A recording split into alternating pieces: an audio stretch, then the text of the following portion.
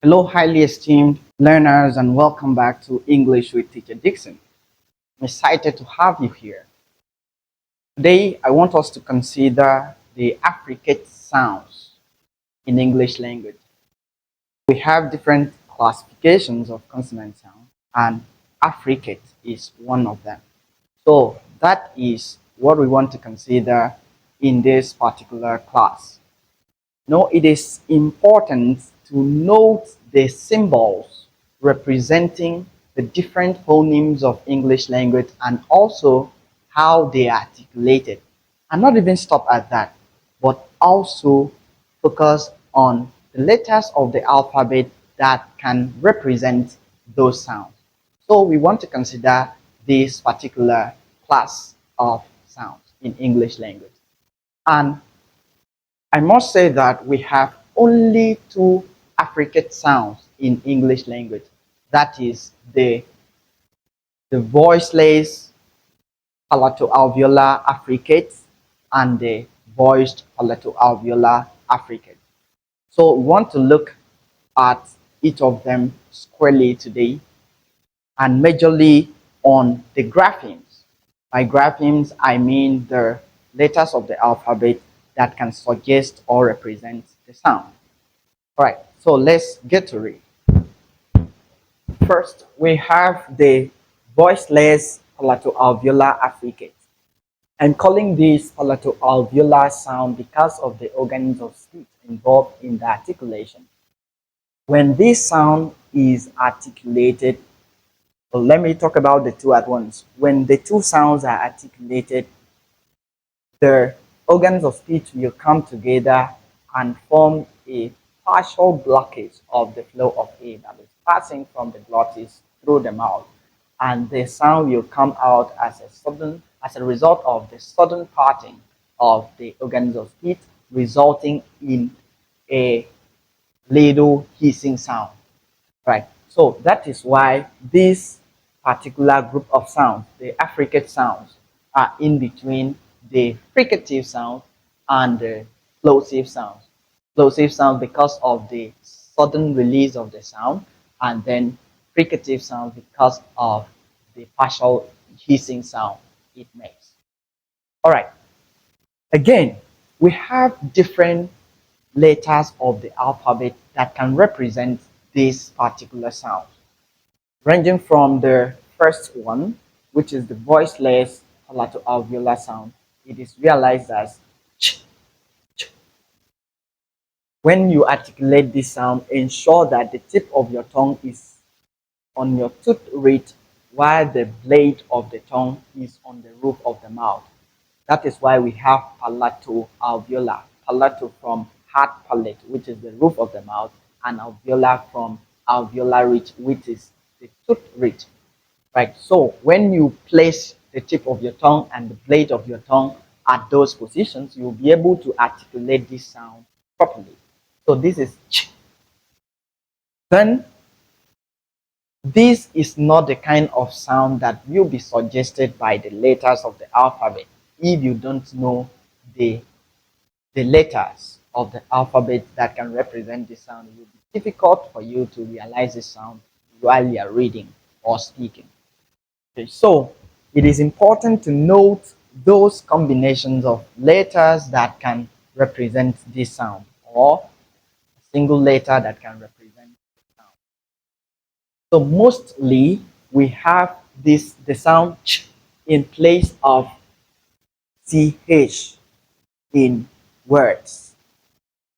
A typical example is in chair, church, cheese. So in the three words, in place of ch, we have the ch sound. And note that this is voiceless, so realize it as a voiceless sound. Ch, ch. Right. So we have chair, church, and cheese. Another spelling for the ch sound is tch. In place of tch, we can have the ch sound as in watch, march, teaching. Then we can also have the ch sound in place of tu,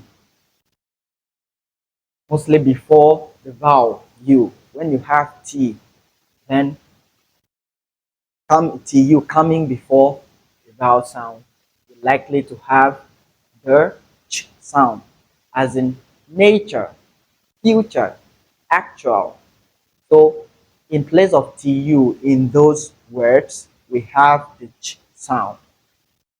Moreover, we can have the ch sound in place of letter T, as before I or you in some words. For example, question, suggestion. Most times we pronounce these words as question. When you say shun, it is different from the sound we have there. We don't have the sh sound, rather we have the ch. So it is question and suggestion and not question or suggestion. Right. Then we have the voiced palato-alveolar affricates. The same manner of articulation, the same place of articulation. The difference here lies in the phonation process. That is the state of your glottis when you realize the sound. When this sound is articulated, there must be vibration in your vocal cord, indicating that it is a voiced sound. So the difference between the ch sound and the j sound is the application of voice. So here you apply voice, here you don't apply voice. So this is ch, whereas this is j. The tip of your tongue is still on the tooth root, while the blade of the tongue leans on the roof of the mouth, the hard palate. So both sounds are palato-alveolar in terms of the place of articulation. Then they have the same manner of articulation because both of them make a little bit of hissing sound and also cause a partial blockage of the flow of A during the articulation. Moreover, we have different letters of the alphabet that can represent this sound. No, this one is not like any letter of the alphabet. Not like any letter of the alphabet to believe that wherever you see that letter, like the plosive sounds, and so on. Those ones we have letter K, letter P, and so on that can suggest that sound. But these ones, they are quite different from the letters we have in the alphabet of English language. So it is important to note the grapheme, that is the different letters that can spell the sound. Right. So J can be spelled by letter J. Letter J is the most obvious spelling of this sound, and most times students misplace this particular sound or mistake this letter to be the spelling of ye sound. Ye sound looks like this, but has a different spelling and not this. Letter J is mostly the spelling of J sound. So look at the sound underlying this letter. This is the actual sound, J, as in jam, joke, jump. So wherever you have letter J, what should come to your mind is the articulation of J sound. We can also have J sound in place of letter G, mostly before letter E, I, or Y, as in giant, gentle, gym. We have giant, gentle, and gym.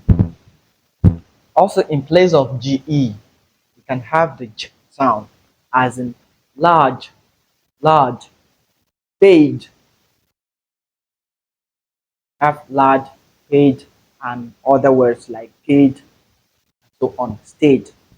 Okay, we have DGE, DGE, the addition of E to this, and the addition of D to this. So you can also have the J sound in place of that. For example, judge, age, and breed. Also, very important to note, when you have D before you, that D is likely to be realized as J. For example, education, educate, educate. We have individual and gradual. So it is not educate, it is educate. It is not individual, but individual. It is not gradual, but gradual. Right. So take note of the articulation of the sounds in these words and also the pronunciation of these words. So that's it about affricate sounds. We have only two in English language and they most time are difficult to be articulated. Most times difficult to articulate and students find it hard to identify the letters of the alphabet that can represent them. So it is very important to take this lesson seriously and pay attention to the different letters of the alphabet representing these two sounds. Thank you very much for joining us today. I remain Teacher Dixon.